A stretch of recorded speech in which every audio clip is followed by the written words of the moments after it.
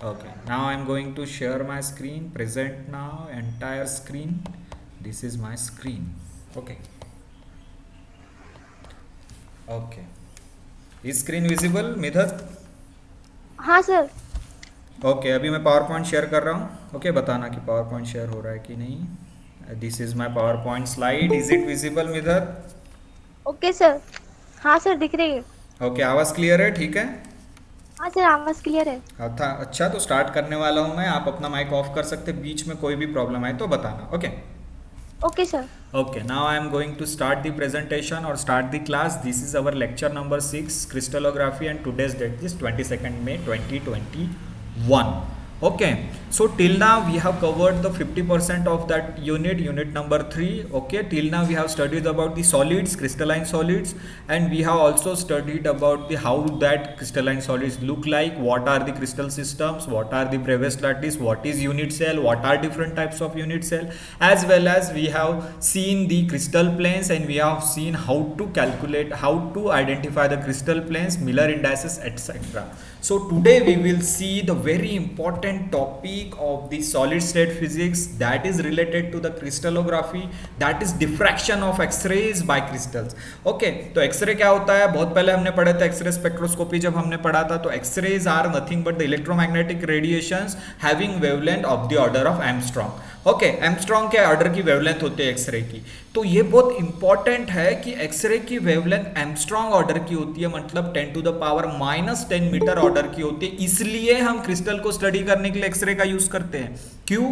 क्योंकि क्रिस्टल के अंदर एटम्स होते हैं और एटम के बीच की स्पेसिंग और एटम के प्लेन के बीच की स्पेसिंग भी एमस्ट्रॉन्ग लेवल की होती है. 10 टू द पावर -10 मीटर की स्पेसिंग होती है और एक्सरे की वेवलेंथ भी 10 टू द पावर -10 मीटर है. इसका मतलब एक्सरे की जो वेवलेंथ है वो अपनी क्रिस्टल के एटम्स के स्पेसिंग के इक्विवेलेंट होने के कारण एक्सरे का यूज करते हैं. क्रिस्टल की इंफॉर्मेशन पता करने के लिए, क्रिस्टल के बारे में जानने के लिए एक्सरेज का यूज करते हैं, क्योंकि एक्सरे की वेवलेंथ क्रिस्टल के अंदर के एटम्स के स्पेसिंग के बराबर होती है, स्पेसिंग के इक्विवेलेंट होती है. इसलिए अब तुम बोलोगे एक्सरे का ही क्यों यूज करते हैं, हम यूवी रेस का क्यों यूज नहीं करते, हम विजिबल लाइट का यूज क्यों नहीं करते, हम गैमा रेस का यूज क्यों नहीं करते, हम अल्फा रेस का यूज क्यों नहीं करते, हम एक्सरेस का यूज इसलिए करते हैं क्रिस्टल की इंफॉर्मेशन जानने के लिए, बिकॉज एक्सरेस की wavelength is of the order of the interplanar spacing या फिर इंटर एटॉमिक स्पेसिंग जो होता है ना क्रिस्टल के अंदर एटम्स के बीच की स्पेसिंग जो होती है या प्लेन के बीच की स्पेसिंग होती है वो एक्सरेस के वेवलेंथ के इक्विवेलेंट होती है. इसलिए एक्सरे का यूज करते हैं हम स्टडी करने के लिए. ओके, और एक्सरे की दूसरा प्रॉपर्टी क्या है? डिफ्रैक्शन. एक्सरे डिफ्रैक्ट करती है. अगर किसी भी एटम पे एक्सरे तुमने डालोगे तो एक्सरे का डिफ्रैक्शन होता है, एक्सरे अपनी पाथ चेंज करती है, एक्सरे का पाथ डेविएट होता है. इसलिए एक्सरेज का यूज क्रिस्टल की इंफॉर्मेशन निकालने के लिए करते हैं. याद रखो, क्योंकि एक्सरे की वेवलेंथ क्रिस्टल के अंदर के एटम्स के स्पेसिंग के इक्विवेलेंट होती है, साथ साथ में एक्सरे डिफ्रैक्शन की प्रॉपर्टी देता है. एक्सरे किसी भी एटम पे तुमने डाला, किसी भी सॉलिड्स पे डाला तो वो एटम्स क्या करते हैं? एक्सरे को डिफ्रैक्ट करते हैं. इसलिए हम एक्सरेज का यूज करते हैं डिफ्रैक्शन. ओके, एक्सरेज का यूज करते हैं क्रिस्टल की स्टडी के लिए. क्रिस्टल मतलब क्रिस्टलाइन सॉलिड्स की स्टडी के लिए, उसके अंदर के एटम्स की स्टडी के लिए हम एक्सरेज का यूज करते हैं. सो सबसे पहले बहुत इंपॉर्टेंट फिनोमिना मैं देखने वाले हैं हम डिफ्रैक्शन. ओके, इंपॉर्टेंट फिनोमिना हम देखने वाले हैं डिफ्रैक्शन. सो डिफ्रैक्शन क्या होता है ये पता होना चाहिए पहले, तब जाके हम आगे बढ़ सकते हैं. तो डिफ्रैक्शन क्या है? Okay, so diffraction is, what is diffraction? Diffraction means the phenomena of bending or spreading waves around the edge of the obstacle or aperture called diffraction. Okay, diffraction मतलब waves जो होती है वो bend होती है या waves जो होती है spread होती है. Okay, bend कब होगी? अगर बीच में obstacle आएगा, एज ऑफ द ऑब्स्टेकल, बीच में रोड़ा आ गया, बीच में क्या ऑब्स्टेकल आ गया, बीच में अगर कोई चीज आ गई तो क्या होगी? वेव्स जो होंगी वो बेंड हो जाएगी. ओके, या फिर क्या होगा? अगर बीच में कोई अपर्चर है, अपर्चर मतलब ओपनिंग, एक होल है, स्मॉल होल है, उसमें से अगर मैं वेव्स पास करूंगा तो वेव्स क्या हो जाएगी? स्प्रेड हो जाएगी. That is also called diffraction. So diffraction means the bending और स्प्रेडिंग ऑफ वेव्स और beam around the edge of the obstacle और अपर्चर कॉल्ड डिफ्रैक्शन। ओके, तो डिफ्रैक्शन इस तरीके से, अभी मैंने एक एग्जांपल दिया, अगर तुम रोड पे जा रहे हो और बीच में कोई ट्रक आया तो तुम अपना पाथ चेंज कर लेते हो, तो इसका मतलब तुम्हारा पाथ क्या हो गया, डिफ्रैक्ट हो गया। किसके वजह से, ऑब्स्टेकल की वजह से। ऑब्स्टेकल क्या है, ट्रक। ऑब्स्टेकल क्या है, ट्रक है, और ऑब्स्टेकल की वजह से तुम्हारा पाथ चेंज हो गया, सो that is called diffraction. Okay, so that is called diffraction. So what is diffraction? The phenomena of bending or spreading of waves around the edge of the obstacle or aperture called diffraction। लेकिन इसमें एक बात याद रखनी जरूरी है, एक बात बहुत ही इंपॉर्टेंट है, और वो बात है the size of obstacle or aperture should be of the order of wavelength। अगर size of obstacle और aperture order of wavelength के इक्विवेलेंट है तो ही डिफ्रैक्शन होगा, नहीं तो डिफ्रैक्शन नहीं होगा। डिफ्रैक्शन कब होगा? जब वेवलेंथ की वैल्यू, वेवलेंथ का ऑर्डर हमारे ऑब्स्टेकल के साइज के बराबर है या अपर्चर के साइज के बराबर है तो ही डिफ्रैक्शन होगा। इसका मतलब कंडीशन ऑफ डिफ्रैक्शन क्या है? द साइज ऑफ ऑब्स्टेकल और aperture should B of the order of wavelength. मतलब एक्सरे कब डिफ्रैक्ट होगी? जब एक्सरे की वेवलेंथ क्रिस्टल के अंदर के स्पेसिंग के इक्विवेलेंट होगी। क्रिस्टल के अंदर एटम्स है, उसकी स्पेसिंग के इक्विवेलेंट जब एक्सरे की वेवलेंथ होगी तभी डिफ्रैक्शन होगा। So very important condition of diffraction is the size of obstacle. Obstacle का साइज, अच्छा एटम का साइज जैसे inter atomic spacing should be equal to the wavelength of X-rays. Okay, और अपर्चर अगर स्मॉल ओपनिंग है तो opening का size, hole का size should be equivalent to the wavelength of X-ray. तो वेवलेंथ ऑफ एक्सरे अगर angstrom में है तो ऑब्स्टेकल का साइज भी एंगस्ट्रॉम में होना चाहिए। अगर वेवलेंथ ऑफ एक्सरे एंगस्ट्रॉम में है, नैनोमीटर में है, तो साइज ऑफ ऑब्स्टेकल का साइज भी नैनोमीटर में होना चाहिए। Okay, the size of obstacle और aperture should be the order of wavelength. Order of wavelength के इक्विवेलेंट होना चाहिए, इतना याद रखना है। ये कंडीशन नहीं रहेगी तो डिफ्रैक्शन नहीं होगा। So this condition is very important. If this condition is not there, then diffraction will not take place. So the condition is very important, and that condition is the size of obstacle should be equivalent to the order of wavelength, should be equivalent to the wavelength. Okay, so अब देखेंगे diffraction क्या होता है। ये suppose करो यहाँ पे grating है। ग्रेटिंग मतलब तुमने देखा होगा जब तुम डार्क रूम के एक्सपेरिमेंट्स करते हो बीएससी में तो तुमने ग्रेटिंग देखा होगा, that is called diffraction grating. It is also called obstacle. Okay, ये ऑब्स्टेकल है, ये ग्रेटिंग है। अगर मैं इसके ऊपर इंसिडेंट लाइट डाल रहा हूँ, अब ये लाइट एक्सरे या कुछ भी है, कोई भी सिंपल कर रहा हो कि सिंपल लाइट है, okay, light of the particular wavelength, this is the grating. Okay, look at this picture, this is the grating. Okay, look at my mouse arrow, this is the grating. Okay, grating, this is diffraction grating, that is also called obstacle, and this is the incident light. If suppose the incident light strikes on the obstacle, because of the edges of obstacle, that light will move, the light will get path change. Okay, the path of light will get changed. So this is the deviation of the path of light. Okay, the condition is that diffraction, the size of obstacle should be equivalent to the wavelength of this incident light. Okay, देखो एक phenomena होता है scattering और दूसरा phenomena है diffraction. Scattering में जब Raman spectroscopy पढ़ा रहा तो स्कैटरिंग पढ़ा था, तो स्कैटरिंग में भी क्या होता था, लाइट आती थी और लाइट अपना पाथ चेंज करती थी डिफरेंट डायरेक्शन में, तो उसको स्कैटरिंग बोलते थे। स्कैटरिंग और डिफ्रैक्शन में क्या फर्क है? स्कैटरिंग में जरूरी नहीं है कि size of obstacle should be equivalent to the wavelength of X-ray.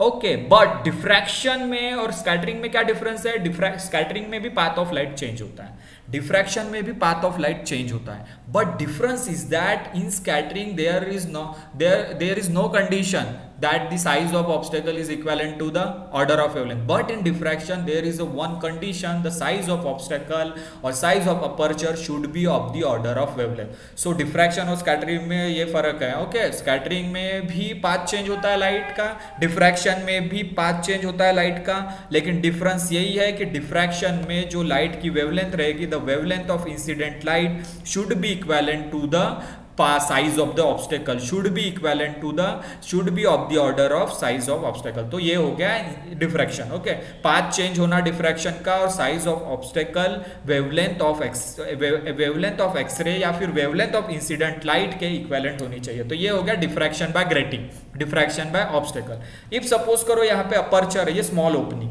या देखो दोनों के बीच में जो स्मॉल ओपनिंग है उसको अपर्चर या फिर स्लिट भी बोलते हैं। अगर सपोज करो ये स्लिट है और इसके ऊपर मैं लाइट इंसिडेंट कर रहा हूं, okay, this is the aperture and this is the slit, small opening is called aperture or slit. If suppose this is a small opening or slit, if I am okay, the light is incident on this opening. If suppose the light is incident on the opening, this is the incident light. If suppose this is incident light and this is the small aperture or small opening, or it is also called slit, okay, if light is incident on this aperture, so because of the aperture light will spread in different direction, so light is spread in this pattern, so these are called diffraction patterns, okay. तो light आई small opening से पास होने के बाद light क्या होती है, waves के form में होती है, light is nothing but the wave, तो लाइट वेव्स आई और वेव्स क्या होगी, स्प्रेड हो गई इस तरीके से, तो इसको भी डिफ्रेक्शन बोलेंगे। और स्प्रेड क्यों हुई, because of the aperture,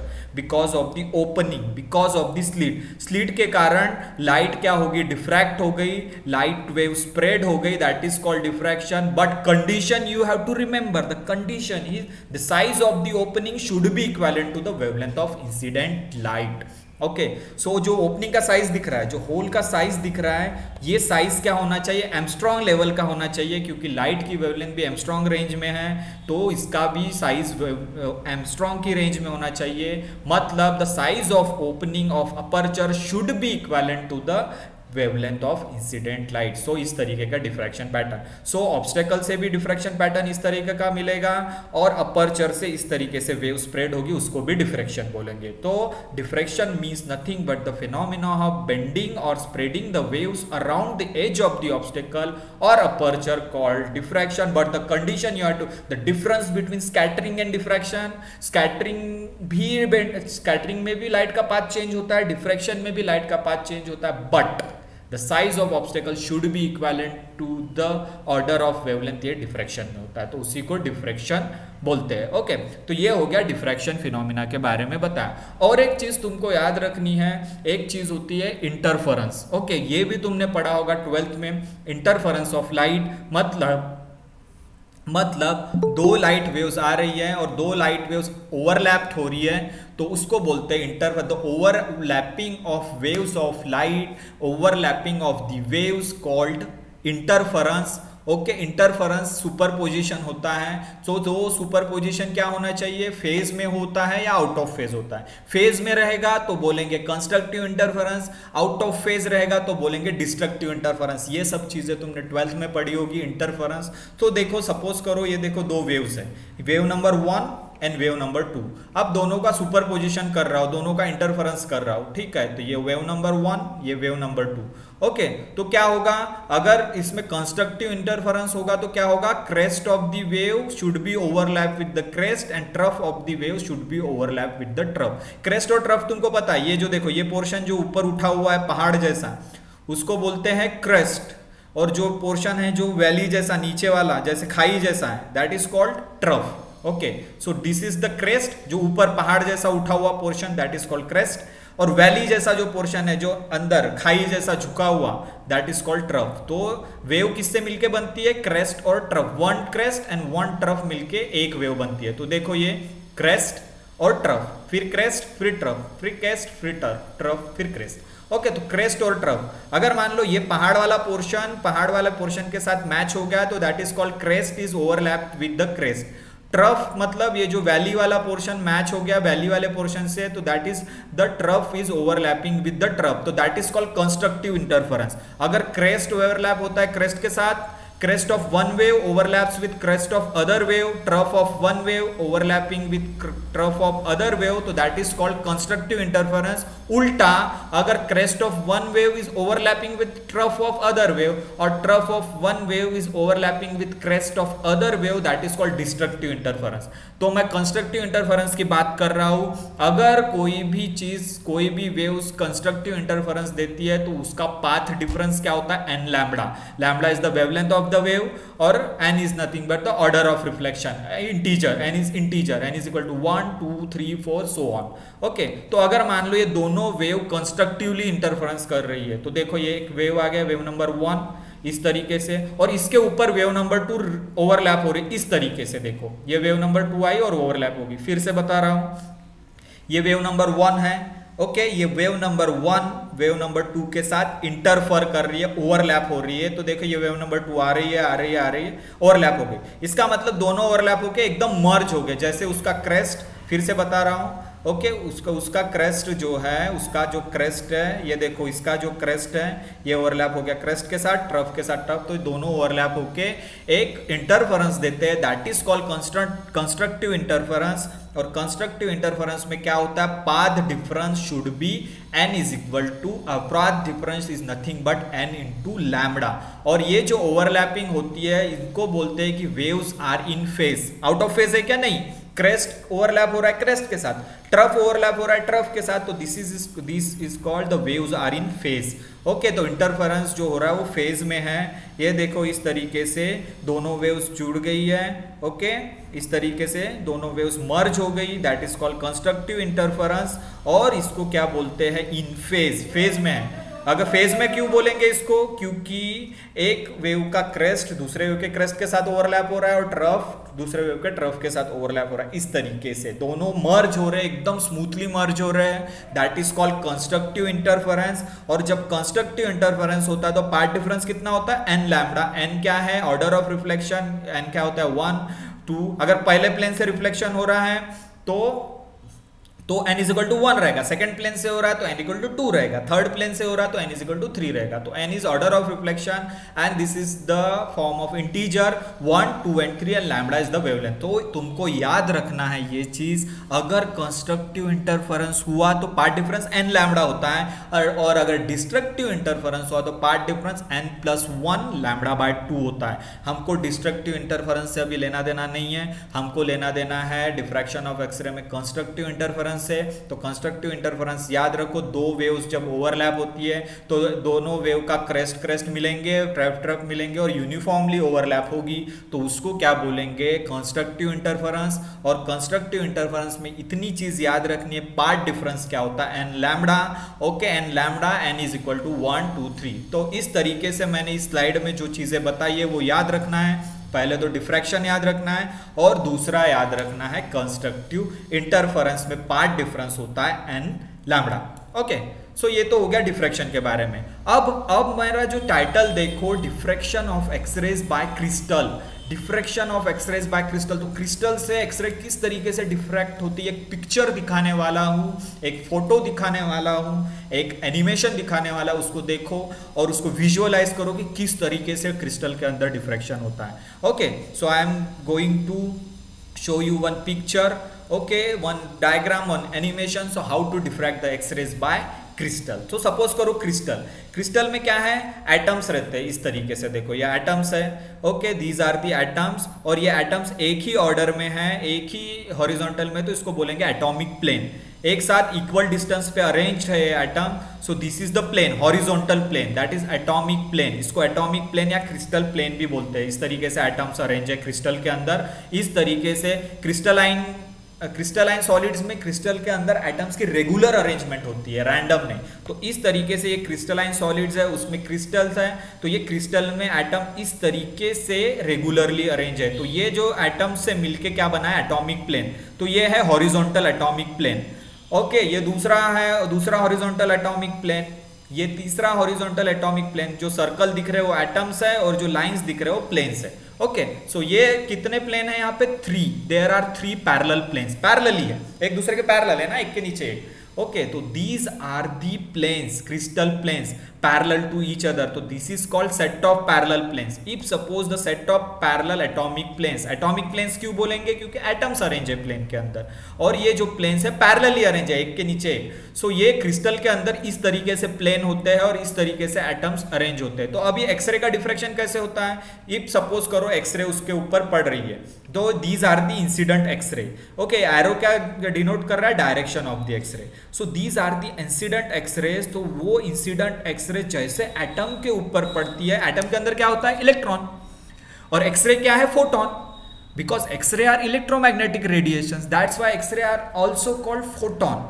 x ray है फोटॉन, और एटम के अंदर होता है इलेक्ट्रॉन। तो जैसे ही जो ये एक्सरे एटम के ऊपर पड़ती है, एटम के अंदर के इलेक्ट्रॉन का एक्सरे के साथ इंटरेक्शन होता है। एक्सरे है फोटोन, एटम के अंदर होता है इलेक्ट्रॉन, इलेक्ट्रॉन और फोटोन का इंटरेक्शन होता है। तो इलेक्ट्रॉन क्या करता है, फोटोन के साथ स्ट्राइक करता है और फोटोन का पाथ चेंज कर देता है। इसका मतलब एक्सरे का पाथ चेंज कर देता है। एक्सरे का पाथ चेंज होना due to the electron of the particular atom is called diffraction.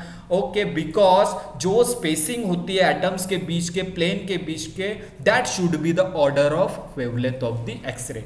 इस तरीके से एक्सरे एटम्स के ऊपर पड़ रही है, एटम के अंदर इलेक्ट्रॉन है और एक्सरे को हम फोटोन भी बोलते हैं because X-rays are electromagnetic radiation. Electromagnetic radiation को फोटोन बोलते हैं। ओके, जैसे सन में से क्या आता है, electromagnetic radiation, visible light. Okay, they are also photons. X-ray भी क्या है, एक्सरे भी इलेक्ट्रोमैग्नेटिक रेडिएशन है, इसलिए एक्सरे भी फोटॉन्स है।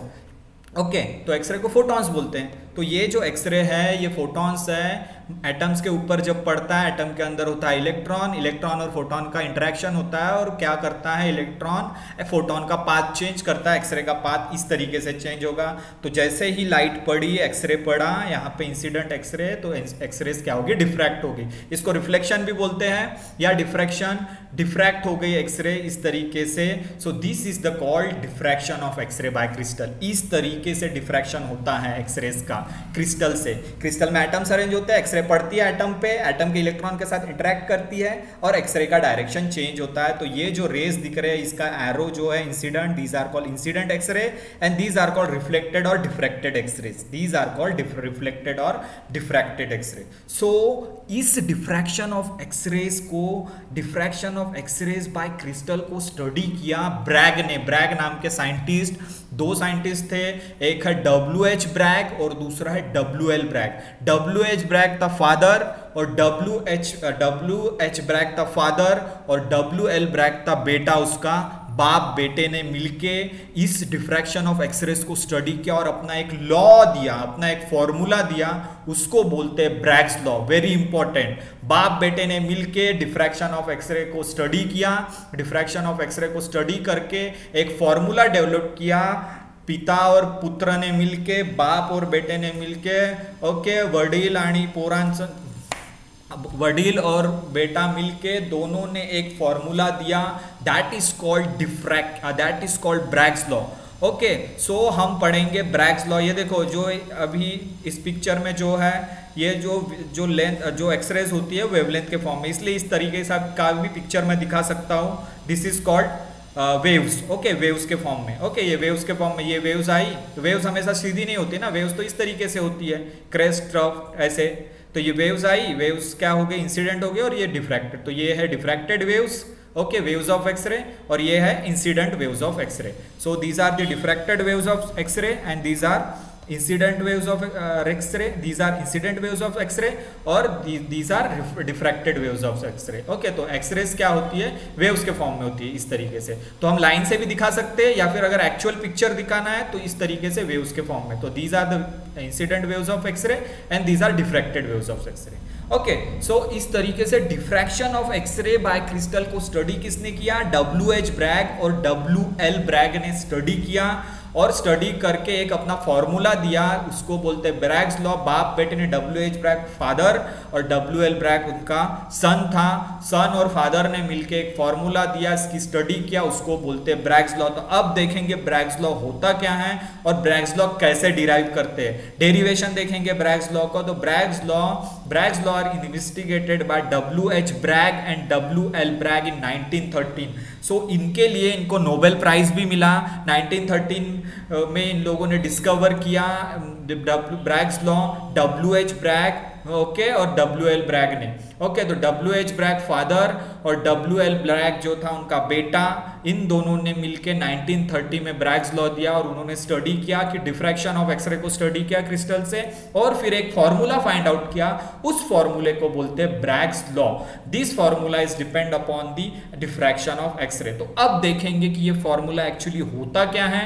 ओके, किस तरीके से इस फॉर्मूले को डिराइव किया W.L. ब्रैग और W.H. ब्रैग ने, बाप बेटे ने मिलके किस तरीके से इस फॉर्मूले को डिराइव किया, ये देखने वाले हैं। ओके, सो ये देखो, ये है एटॉमिक प्लेन्स, ये एटम्स है और ये प्लेन्स है, पैरेलल प्लेन्स। अभी बताया उसी का वही पिक्चर को मैं यहाँ पे रिपीट कर रहा हूँ। These are the atoms and these are the atomic planes. Okay, so atoms arrange है एक पर्टिकुलर हॉरिजॉन्टल अरेंजमेंट में, तो ये हो गया horizontal plane and these planes are parallel to each other, these planes are parallel to each other, so they are called atomic planes. और हर एक प्लेन के बीच की स्पेसिंग कितनी है? Every plane the spacing between the each plane is D.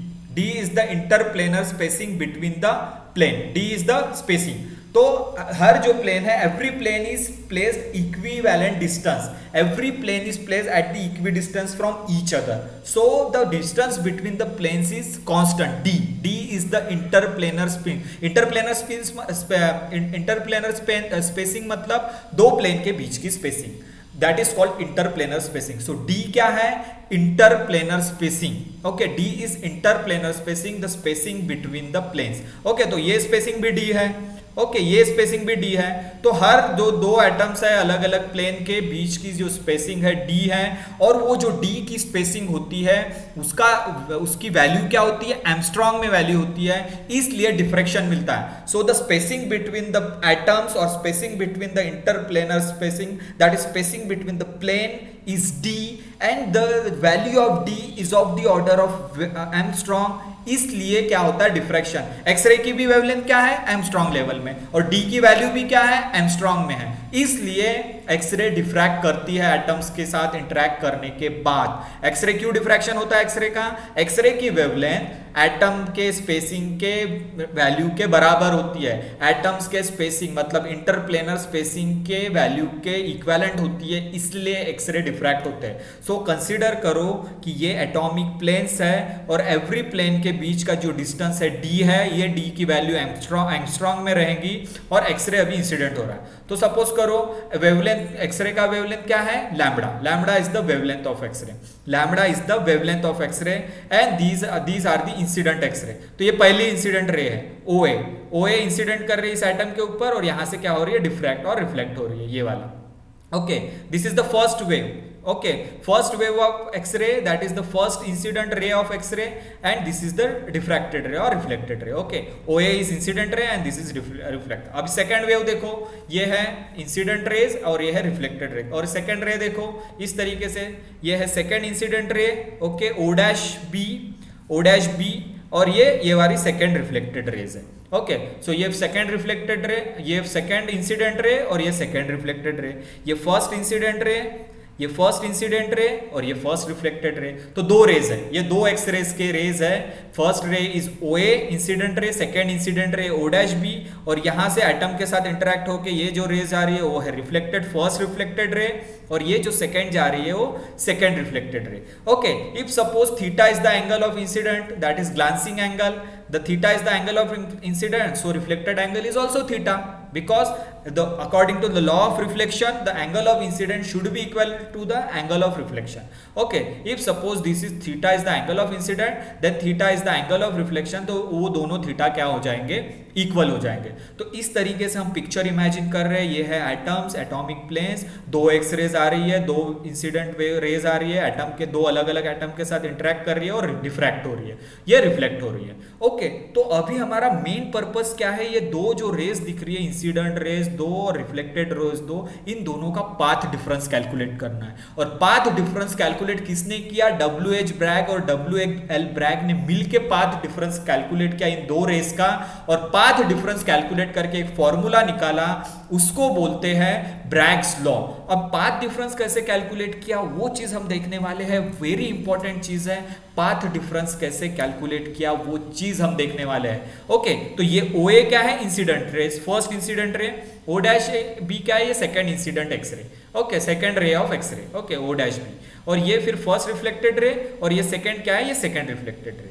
तो अगर इसका पाथ डिफरेंस कैलकुलेट करना है तो सबसे पहले हमको एक परपेंडिकुलर ड्रॉ करना पड़ेगा। ए से ए पॉइंट से ये दूसरे रे पे, दूसरे इंसिडेंट रे पे, और इसी ए पॉइंट से दूसरे रिफ्लेक्टेड रे पे दो परपेंडिकुलर ड्रॉ करने पड़ेंगे। तो देखो, ये एक परपेंडिकुलर ड्रॉ किया यहाँ पे मैंने AP, that is the perpendicular AP is drawn on the second incident ray, that is AP is the perpendicular. Okay, second perpendicular यहां से ड्रॉ करूंगा मैं AQ। Okay, this is the AQ, second perpendicular drawn on the second reflected ray. Okay, so दो perpendicular draw करना बहुत जरूरी है, path difference निकालना है, क्योंकि जो सेकेंड रे है उसने ज्यादा डिस्टेंस ट्रैवल किया as compare to first ray. देखो फर्स्ट रे कैसे आई ऊपर स्ट्राइक हो गई और रिफ्लेक्ट हो गई, लेकिन ज्यादा अंदर तक कौन सी जा रही है वेव, सेकेंड वेव जो अंदर जा रही है वो सेकेंड रे जा रही है। तो अंदर जो जा रही है सेकेंड रे उसने ज्यादा डिस्टेंस ट्रैवल किया, इसलिए अगर हमको पाथ डिफरेंस कैलकुलेट करना है तो हमको इस ए पॉइंट से एक परपेंडिकुलर ड्रॉ करना पड़ेगा फर्स्ट सेकेंड इंसिडेंट रे पे, और यहीं से दूसरा परपेंडिकुलर ड्रॉ करना पड़ेगा सेकेंड रिफ्लेक्टेड रे। ये second incident ray, second reflected ray, ये फर्स्ट इंसिडेंट रे, ये फर्स्ट रिफ्लेक्टेड रे है। Okay, so I have to draw the perpendicular from A to first incident ray and the perpendicular from A to second incident ray। तो ये perpendicular draw कर दिया, तो one perpendicular is AP और second perpendicular is AQ। so we will get two triangles। अच्छा, तो हमको क्या मिले अभी यहाँ पे दो ट्रायंगल मिले। one triangle is APB, that is right angle triangle। right angle triangle क्यों? क्योंकि one of the angle is 90 degree। second triangle जो मिला मुझे कौन सा मिला? AQB, that is the second right angle triangle। Okay, so perpendicular draw करने के बाद मुझे दो ट्रायंगल मिले, एक ट्रायंगल है APB और दूसरा ट्रायंगल है AQB। ओके, और एक चीज बता रहा हूं, यहाँ पे जो एंगल है थीटा, थीटा, ये एंगल भी थीटा हो जाएगा। कौन सा? PAB। PAB भी एंगल थीटा हो जाएगा और QAB भी एंगल थीटा हो जाएगा। व्हाई? बिकॉज ये एंगल थीटा है तो ये भी एंगल थीटा होगा अकॉर्डिंग टू द ज्योमेट्री। ये कैसे होगा मैं बताऊंगा। ओके, तो एंगल PAB भी क्या है? Theta.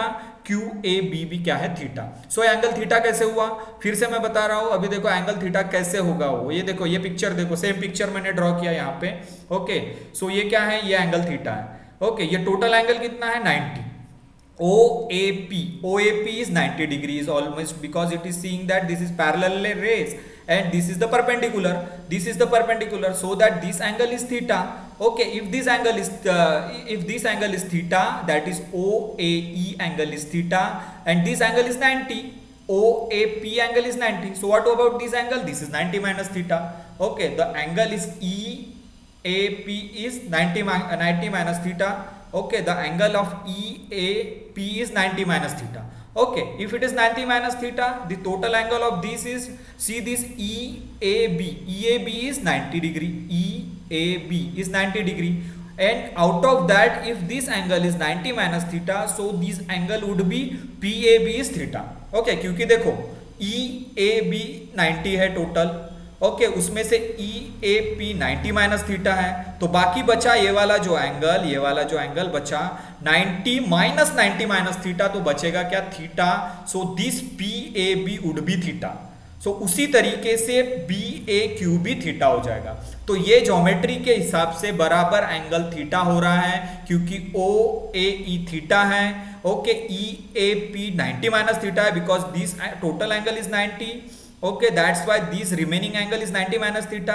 now you just look at EAB angle is 90, and out of which this angle EAP is 90 minus theta, so this angle would be PAB would be theta। Okay, इस तरीके से PAB theta आएगा और उसी तरीके से QAB भी theta. So ये थीटा थीटा समझ में आ गया होगा अभी तुमको। सो ये एंगल थीटा है जैसे, और ये एंगल थीटा है तो ये एंगल भी थीटा हो जाएगा और ये एंगल भी थीटा होगा। तो PAB is theta and QAB is also theta. अभी तो हमको पता चल गया थीटा थीटा एंगल है। ओके, लेकिन एक चीज हमको याद रखनी है कि जो दूसरी वाली इंसिडेंट रेज है और दूसरी वाली जो रिफ्लेक्टेड रे है, इस रेज है इसने ज्यादा डिस्टेंस ट्रैवल किया है। ऊपर वाली जो रे है, पहली इंसिडेंट रे और पहली रिफ्लेक्टेड रे, ये डायरेक्ट जाके निकल गई, और दूसरी रे है वो अंदर तक जा रही है, इस एटम के साथ इंटरेक्ट हो रही है और यहां से रिफ्लेक्ट हो रही है। तो सेकेंड वेव ने ज्यादा डिफरेंस, तो कितना ज्यादा पाथ ट्रैवल किया उसको बोलेंगे पाथ डिफरेंस। ओके, तो कैसे? अब देखो मेरा माउस एरो की तरफ देखो, बहुत इंपॉर्टेंट चीज बता रहा हूं, ये चीज से तुम्हें पता चलेगा कि कितना ज्यादा डिस्टेंस ट्रैवल किया है सेकेंड वेव ने। ओके, तो ये देखो OA यहां तक OA है और यहां तक O' P है, तो O' P और OA की लेंथ सेम है यहां तक। ओके, OA और O' P यहां तक लेंथ सेम है, और उसी तरीके से A से ये वाली रेज देखो, A से वापस ये रेज यहां जा रही है, और उसी तरीके से यहां से जो परपेंडिकुलर डाल रहा है Q से यहां तक वापस जो रिफ्लेक्टेड रेज आ रही है Q से यहां तक, A से यहां तक लेंथ सेम है दोनों रेस की, और वैसे ही O से A और O डैश से P तक लेंथ सेम है। मतलब O डैश से P पॉइंट तक और Q पॉइंट से इस तक दोनों लेंथ सेम है। ये देखो फर्स्ट रिफ्लेक्टेड रे A से यहां तक और दूसरी रिफ्लेक्टेड रे Q से यहां तक लेंथ सेम है। उसी तरीके से फर्स्ट इंसिडेंट रे O से A तक और O डैश से P तक लेंथ सेम है। ओके, यहां से दोनों से लेंथ सेम है, यहां से दोनों लेंथ सेम, दोनों वेव्स की लेंथ। तो एक्स्ट्रा लेंथ कहां से कहां तक है? एक्स्ट्रा लेंथ ये वाली PB और BQ, ये जो है ये एक्स्ट्रा लेंथ है। ओके, फिर से एक बार बता रहा हूं, ये O से A तक और O डैश से P तक ये दोनों रेस की लेंथ सेम है, और वैसे ही A से यहां तक आखिरी एंड तक और Q से आखिरी एंड तक ये दोनों की लेंथ सेम है। तो एक्स्ट्रा डिस्टेंस जो सेकेंड वेव ने ट्रैवल किया वो है PB प्लस BQ, ये एक्स्ट्रा डिस्टेंस है। So this extra distance is called path difference. तो पाथ डिफरेंस मतलब दोनों वेव के लेंथ का डिफरेंस, दोनों वेव के पाथ का डिफरेंस क्या है? PB plus BQ, PB plus BQ, ये एक्स्ट्रा डिस्टेंस ट्रैवल किया है सेकेंड रे ने, इसलिए इसको क्या बोलेंगे? Path difference. PB plus BQ is the path difference. अगर हमको पाथ डिफरेंस कैलकुलेट करना है और पाथ डिफरेंस का फंडा समझने के लिए और एक चीज बता रहा हूं, ये देखो डायग्राम, इसमें देखो AB की लेंथ इतनी है और EF की लेंथ इतनी है, ठीक है? तो EF बड़ा है AB से, AB की लेंथ यहां से यहां तक और EF की लेंथ यहां से यहां तक। सो अगर मैं इस पॉइंट को O पॉइंट कंसीडर करूं और इस पॉइंट को P पॉइंट कंसीडर करूं तो AB की लेंथ OP की लेंथ के सिमिलर है। सो टोटल लेंथ कितनी है? EF, और EF में से जो पोर्शन है O से P तक और A से B तक लेंथ सेम है ऑलमोस्ट। तो एक्स्ट्रा लेंथ कौन सी हो गई? एक्स्ट्रा लेंथ हो गई OE और PF। ये वाला जो इतना स्मॉल पोर्शन है वो एक्स्ट्रा लेंथ हो गई, और इधर वाला जो स्मॉल पोर्शन है उसको एक्स्ट्रा लेंथ हो गई। बाकी लेंथ इक्वल है, A से B तक और O से P तक लेंथ इक्वल है, मतलब AB की लेंथ और EF की लेंथ O से P पॉइंट तक सेम है। सो एक्स्ट्रा लेंथ कौन सी हो गई? EO। यहां पे एक्स्ट्रा लेंथ कौन सी हो गई? PF। सो एक्स्ट्रा लेंथ जो होगी उसको बोलते हैं पार्ट डिफरेंस। तो यहां पे पार्ट डिफरेंस क्या होगा? OE plus PF। OE यानी स्मॉल लेंथ, OE यानी ये स्मॉल लेंथ, और PF यानी ये स्मॉल लेंथ एक्स्ट्रा लेंथ है। सेकेंड जो लाइन है EF की एक्स्ट्रा लेंथ कौन सी है? OE प्लस PF, उसी को पार्ट डिफरेंस बोलेंगे। उसी तरीके से यहाँ पे जो सेकेंड वेव आ रही है उसने एक्स्ट्रा लेंथ कौन से ट्रेवल किया है? PB plus BQ, that is called path difference. अगर हमने PB प्लस BQ की वैल्यू निकाल ली तो हमको ब्रैग्स लॉ मिल जाएगा। तो PB और BQ की वैल्यू कैसे निकालेंगे? देखो ये ट्रायंगल देखो PAB, in triangle PAB, okay, theta यहां पर है। तो साइन थीटा क्या हो गया इसका? Sign theta means opposite upon hypotenuse. Hypotenuse कौन सी है? AB। Okay, this is the right angle side AP and this is the PB and this is AB is the hypotenuse. Okay, AB is the hypotenuse, just opposite to that right angle, that is called hypotenuse. So in right angle triangle PAB, theta is here, so sin theta is what? Sin theta means opposite upon hypotenuse. So APB triangle में opposite side कौन सी है? PB, और hypotenuse कौन सा है? AB। hypotenuse की length क्या है? D। AB की लेंथ क्या है? D। Okay, so sin theta is nothing but PB upon D। So PB यहां से मिल जाएगा, और सेकंड हमको निकालना है BQ। तो सेकंड ट्रायंगल देखो AQB ट्रायंगल में ये थीटा यहां पर है, तो AQB ट्रायंगल में साइन थीटा मतलब थीटा का ऑपोजिट साइड, थीटा का ऑपोजिट साइड क्या है? BQ। ओके, एंड हाइपोटेनियस कौन सा है? फिर से AB। So BQ upon AB, sine theta nothing but BQ upon AB, और AB क्या है? D, तो इसमें BQ की वैल्यू मिल जाएगी। तो ये अगर दो राइट एंगल ट्रायंगल पता है तो तुम PB और BQ की वैल्यू निकाल सकते हैं। तो PB की वैल्यू आएगी D साइन थीटा, BQ की वैल्यू आएगी D साइन थीटा, दोनों की वैल्यू आएगी D साइन थीटा। कैसे? साइन थीटा देखो यहाँ पे sine theta is nothing but opposite upon hypotenuse, तो sine theta means PB upon AB, so PB upon D, so PB is D sine theta. और उसी तरीके से सेकेंड वाले ट्रायंगल AQB में sine theta means BQ upon AB, और BQ upon AB means D। AB का distance कितना है? D। So sine theta is BQ upon D, so BQ is D sine theta. So ये दोनों triangle की geometry से हम PB और BQ की वैल्यू निकालेंगे। PB और BQ की वैल्यू क्यों निकाल रहे हैं? Because PB plus BQ is path difference, so we can calculate the value of PB and BQ as D sine theta and D sine theta, so they total 2D sine theta. तो तो इसी तरीके से हम देखेंगे किस तरीके से from figure path difference between OA and O' B is given by, path difference कितना है, पाथ डिफरेंस है PB प्लस BQ एंड ये जो दोनों के दोनों रेस दिख रहे हैं दे आर कंस्ट्रक्टिवली इंटरफेरेंस, दोनों के दोनों रे क्या है होंगे constructively interference, so path difference क्या होगा n इंटू लैम्बडा। ओके, तो पाथ डिफरेंस क्या है PB plus BQ is equal to n into lambda.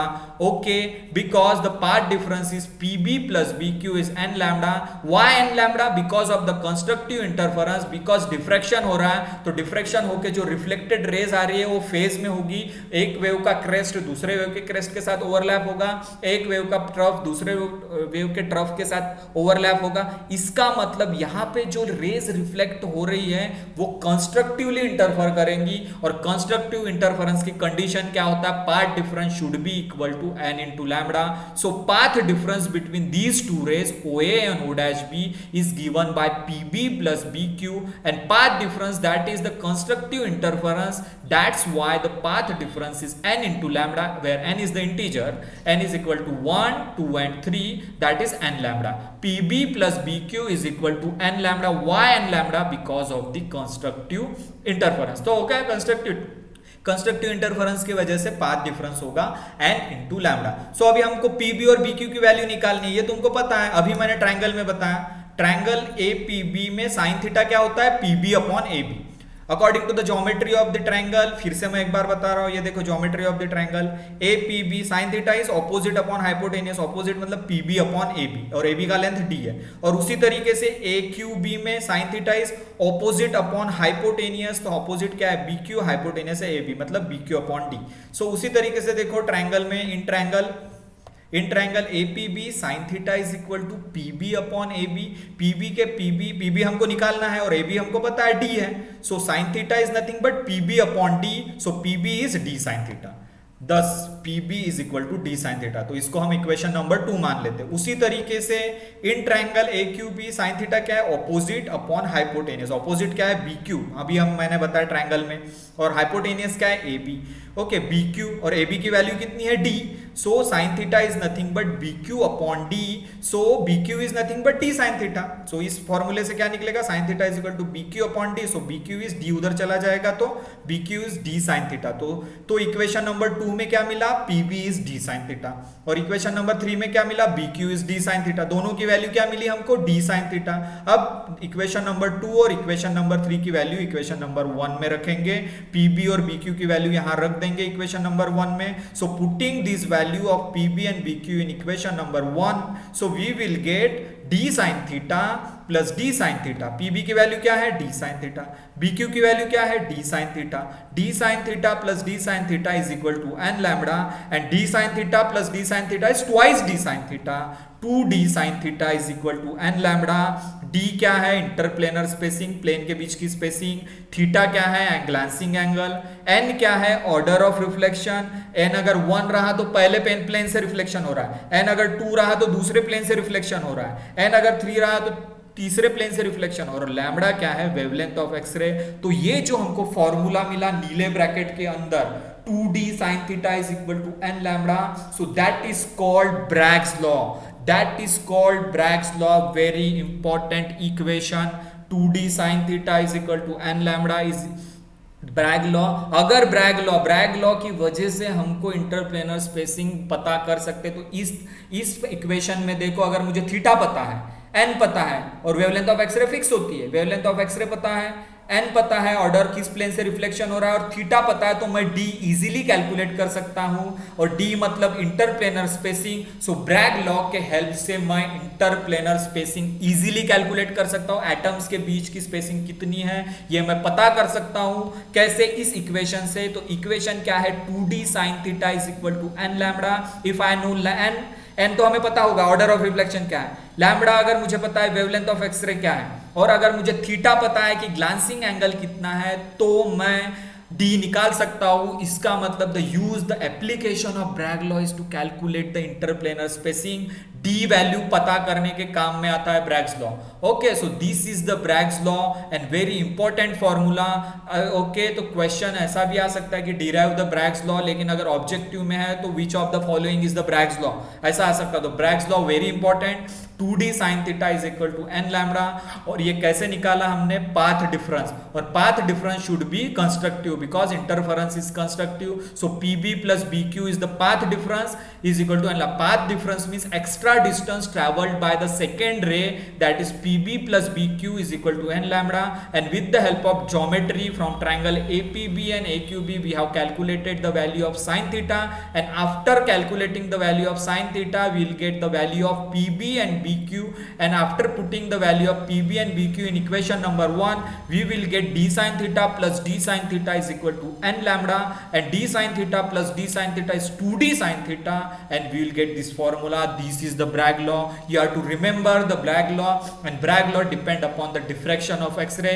और इस तरीके से हम पिक्चर लिए थे, दो इंसिडेंट रेज और रिफ्लेक्टेड रेज देखे, और ज्योमेट्री से जो चीज मिली है उसको बोलेंगे Bragg's law, 2d sin theta is equal to n lambda. So that is very important portion, diffraction of X-ray, and we have derived the Bragg's law. बाप और बेटे ने मिलकर 1930 में जो लॉ दिया उसको ब्रैग्स लॉ बोलेंगे, and that Bragg's law is very important to calculate the interplanar spacing. Okay, so ये ब्रैग लॉ क्रिस्टलोग्राफी में बहुत इंपॉर्टेंट चीज है, और वो डिफ्रैक्शन ऑफ एक्सरे के फिनोमिना पे डिपेंड है. तो हमने देखा डिफ्रैक्शन क्या है और ब्रैग्स लॉ की कंडीशन देखी. So today that's it, we have finished this Bragg law portion. Okay, if you have any question you can ask me.